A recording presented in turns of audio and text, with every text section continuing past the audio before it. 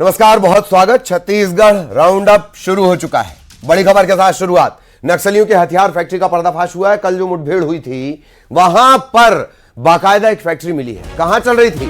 सुरंग के अंदर फैक्ट्री चल रही थी, हथियार फैक्ट्री।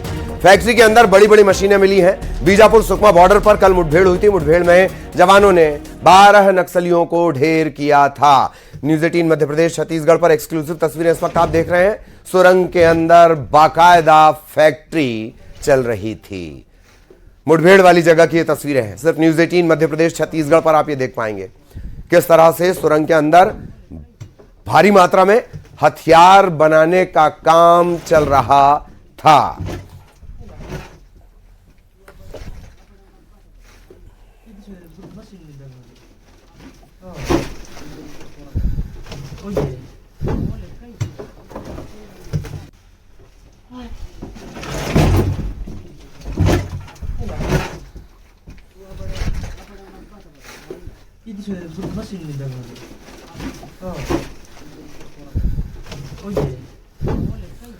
तो फैक्ट्री के अंदर बड़ी मशीनें, भारी मशीनें मिली हैं।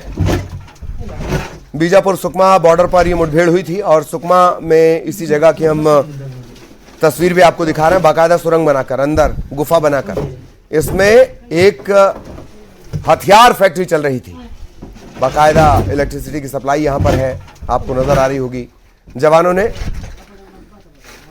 पूरा सामान यहां से बरामद किया है।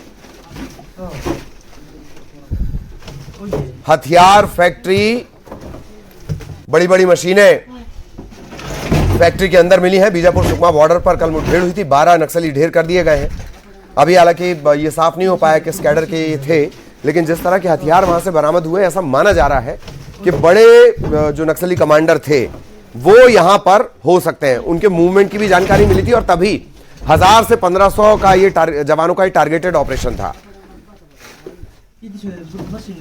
और इस फैक्ट्री को देखने के बाद आप ये अंदाजा लगा सकते हैं, सहज अंदाजा लगा सकते हैं कि जवानों को जो जानकारी मिली थी वो गलत नहीं थी। फैक्ट्री चल रही है, मतलब टॉप लीडर्स का मूवमेंट इसके आसपास हमेशा बना रहता रहा होगा।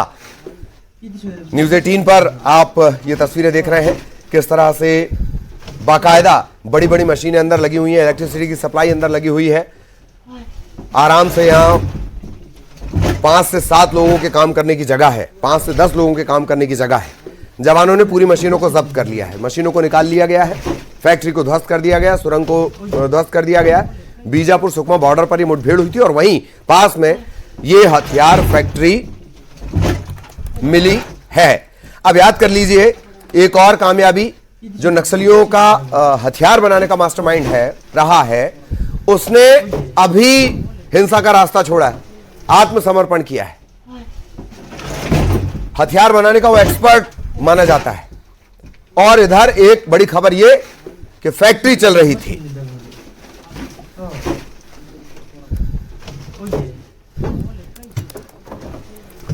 तो नक्सलियों की हथियार फैक्ट्री, इसका खात्मा ये बता रहा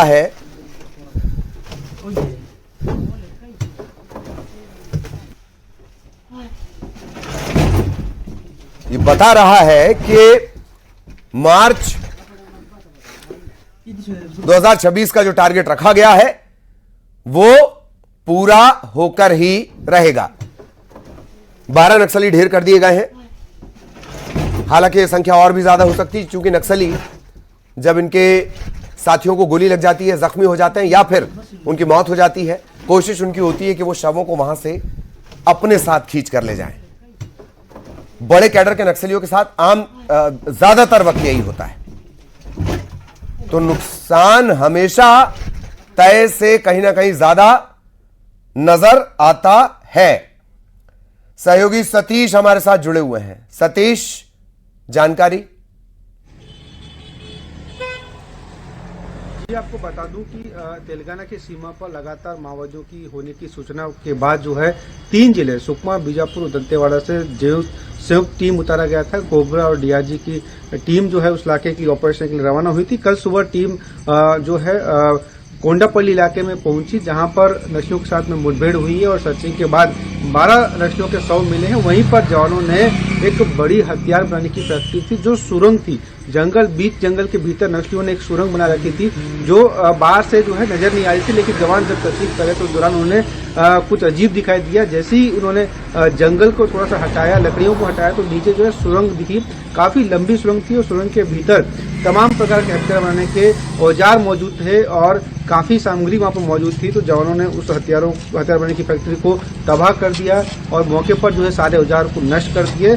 आप सोच सकते हैं कि माओवादी जो है लगातार उस इलाके में अपना जनाधार का इलाका रहा है और साथ ही साथ हथियार बनाने की फैक्ट्री बना दी है। फैक्ट्री बनाने का भी तरीका सुरंग था, जंगल के भीतर सुरंग था, ताकि न ग्रामीण देख पाए न कभी सर्चिंग के दौरान जो है जवान देख पाए। जी चलिए, धन्यवाद आपका इस पूरे अपडेट के लिए, जानकारी के लिए।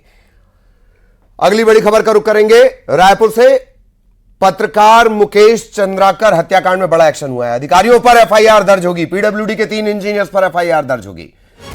विभाग ने सड़क निर्माण में भ्रष्टाचार को माना है। पत्र जारी कर एफआईआर के निर्देश दिए गए हैं।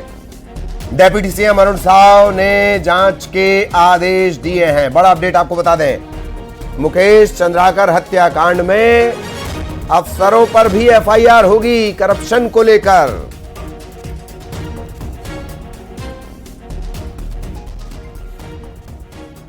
सहयोगी आकाश हमारे साथ जुड़े हुए हैं। आकाश, पूरी जानकारी, क्या कुछ कहता है यह आदेश? जी बिल्कुल, बीजापुर के पत्रकार मुकेश चंद्राकर के हत्याकांड में बड़ी कार्रवाई एक तरीके से मान सकते हैं। पीडब्ल्यूडी के 3 इंजीनियरों समेत अन्य अधिकारियों पर जो है एफआईआर होगी। इसके निर्देश जो है पीडब्ल्यूडी विभाग की तरफ से जारी किए। डिप्टी सीएम अरुण साव की तरफ से यह निर्देश दिया गया और इन पर एफआईआर होगी। साथ ही इन्हें निलंबित कर दिया गया है। लगातार जो कहा जा रहा था कि गंगालूर सड़क मार्ग पर जो 46 किलोमीटर का सड़क मार्ग बन रहा था उसमें भ्रष्टाचार हो रहा था, उस पर विभाग ने भी माना है कि अनियमितता हुई है, बड़ी गड़बड़ी हुई। इसको लेकर बड़ा एफआईआर। इसके साथ ही हम बता दें कि मोआ ब्रिज जो निर्माण में, सड़क निर्माण में अनियमितता पाई जा रही थी, तो उसमें भी बड़ी कार्रवाई पीडब्ल्यूडी ने की है। 5 इंजीनियर के खिलाफ जो है निलंबन की कार्रवाई कर दी गई है। एक बार जांच रिपोर्ट जो है आकाश, मोवा ब्रिज पर भी हम वो करेंगे। एक बार वो ब्रेकिंग भी अपने दर्शकों को बता दे। रायपुर में मोवा ब्रिज मामले में भी बड़ी कार्रवाई हुई है, वो ब्रेकिंग भी हम अपने दर्शकों को बता दें और उसको भी लेकर हम जानकारी लेंगे। मोवा ब्रिज में सड़क निर्माण में भ्रष्टाचार पर 5 इंजीनियर निलंबित कर दिए गए। यह भी डेप्यूटी सीएम अरुण साव के निर्देश पर एक्शन हुआ है। विभागीय जांच में बाकी के अधिकारी भी नपेंगे, ऐसा माना जा रहा है। पीडब्ल्यूडी विभाग के कार्यपालन अभियंता विवेक शुक्ला, अनुविभागीय अधिकारी रोशन कुमार साहू, 3 उप अभियंता राजीव देवव्रत, यमराज और तन्मय गुप्ता, ये निलंबित कर दिए गए हैं। पूरी जानकारी दें आकाश। जी बिल्कुल, हम बता दें कि पंडरी मोआ ब्रिज जो है वो रायपुर का मुख्य ब्रिज है, जहां से आवागमन होता है। उसके निर्माण का काम चल रहा था, सड़क निर्माण का काम चल रहा था। इस दौरान जो है घटिया सड़क निर्माण की बात सामने आई, मामला उठा। वहां पर डिप्टी सीएम अरुण साव निरीक्षण के लिए गए थे, तो वो तस्वीर हमारे दर्शकों ने भी देखी थी, किस तरीके से फटकार लगाई थी और एक एक करके जो भ्रष्टाचार का जो खुलासा हुआ था, जो सामने आया था, उसको लेकर विभागीय जांच भी बैठी और विभाग का कड़ा रुख रहा। 5 इंजीनियर को सस्पेंड कर दिया गया है, निलंबित कर दिया गया, उनके खिलाफ जांच बैठेगी। अगर उसमें अनियमितता और गड़बड़ी ज्यादा पाई गई तो उसमें वो वसूली की कार्रवाई भी होगी। निलंबित कर दिया गया। ठेकेदार को भी ब्लैकलिस्ट करने की कार्रवाई की जा रही है। इसके साथ ही अन्य अधिकारी जो संलिप्त हैं उस गड़बड़ी में, इसमें अगर संलिप्त होंगे तो उन पर भी कार्रवाई को। बता दें, लगातार अनियमितता की शिकायत सड़क निर्माण में या पीडब्ल्यूडी विभाग के अंतर्गत अलग अलग निर्माण में शिकायतें लगातार आ रही है। उसमें हाल ही में बैठक हुई थी, उसमें डिप्टी सीएम अरुण साव ने साफ कहा था कि अगर कोई अधिकारी गलत तरीके से काम करता है, गुणवत्ता को ताक पर रखा जाता है, तो उस पर निश्चित तौर पर कार्रवाई की जाए। एक टूक में जो कहा गया था वो नजर आ रहा है। बड़ा मामला जो बीजापुर में भी देखे कि आपने निलंबन, 3 अधिकारियों को निलंबित कर दिया गया, जांच बैठेगी। और मोआ ब्रिज मामले में भी तो कहीं ना कहीं भ्रष्टाचार अब सामने आ रहा है, तो उस पर कार्रवाई भी कठोर राज्य सरकार कर रही है। जी बहुत धन्यवाद आपका आकाश, इस तमाम जानकारी के लिए। सहयोगी आकाश विस्तार से जानकारी दे रहे थे।